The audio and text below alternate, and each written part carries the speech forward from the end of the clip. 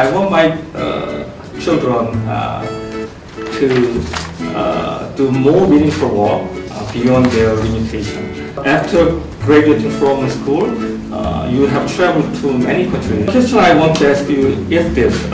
What inspired you or led you to the challenge like this? Is it a power of the American education, or is it your kind of special, unique?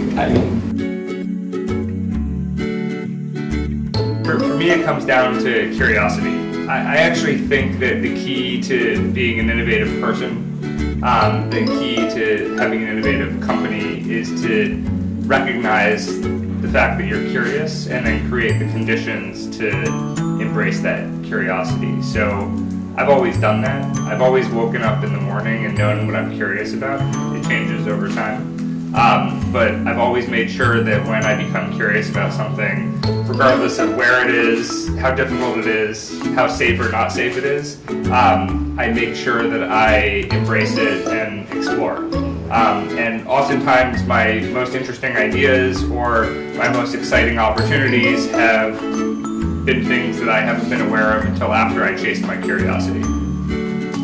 I sent my children to the stage for their education, so could you just add one more comment about but actually you just told about your personal curiosity. The school has inspired you, or they motivate you to have more curiosity?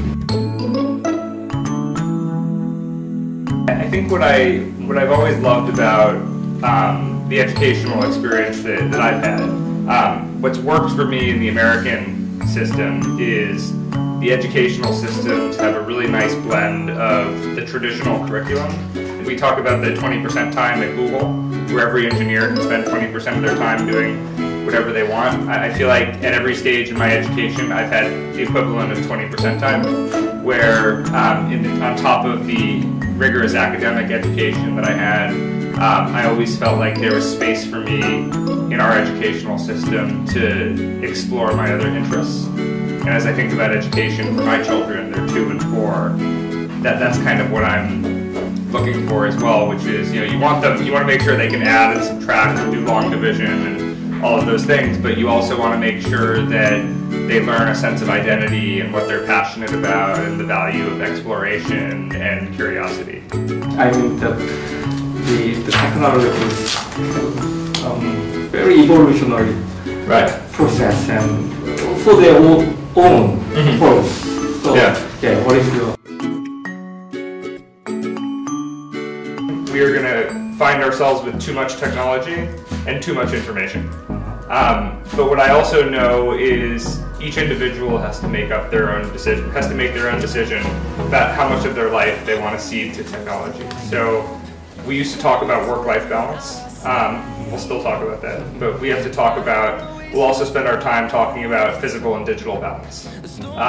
And for people in business,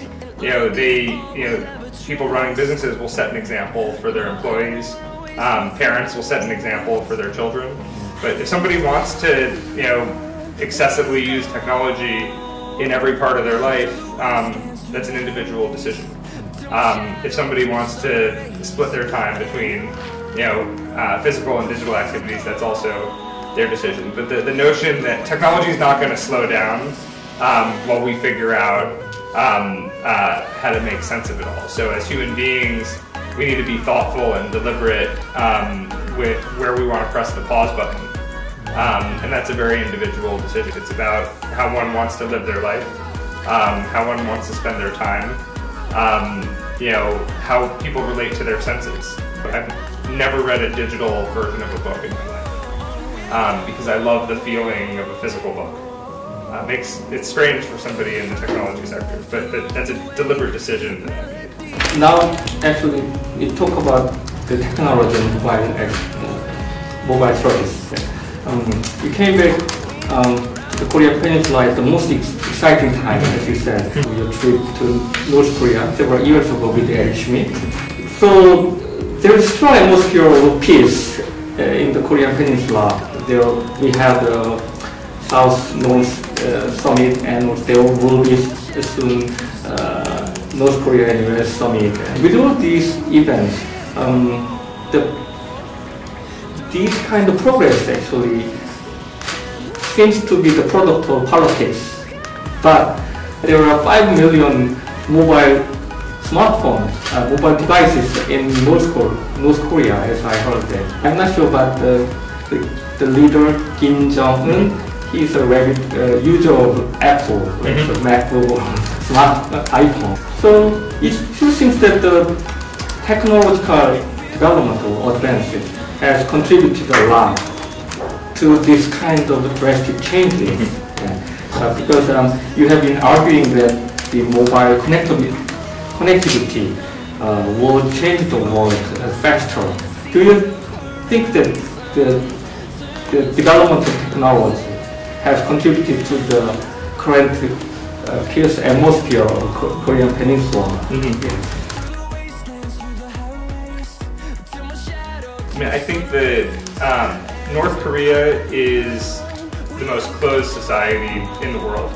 And even in North Korea, they can't keep the technology out. Even though they try to give people the death penalty for accessing a smuggled smartphone, still, hundreds of thousands of North Koreans take that risk and use smuggled smartphones. And what do they do with them?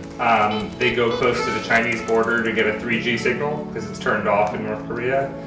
They communicate with relatives that they can't physically see.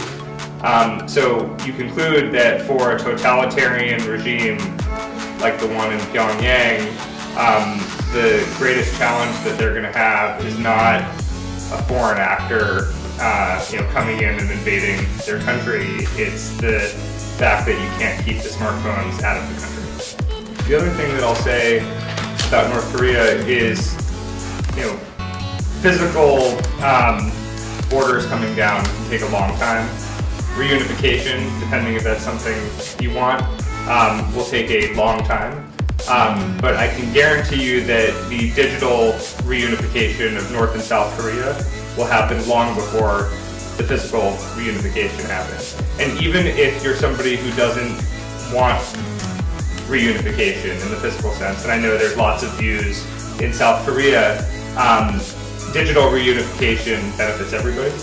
What we're increasingly seeing around the world is walls, fields of landmines, countries with different systems, whether it's countries separated by a DMZ or something else.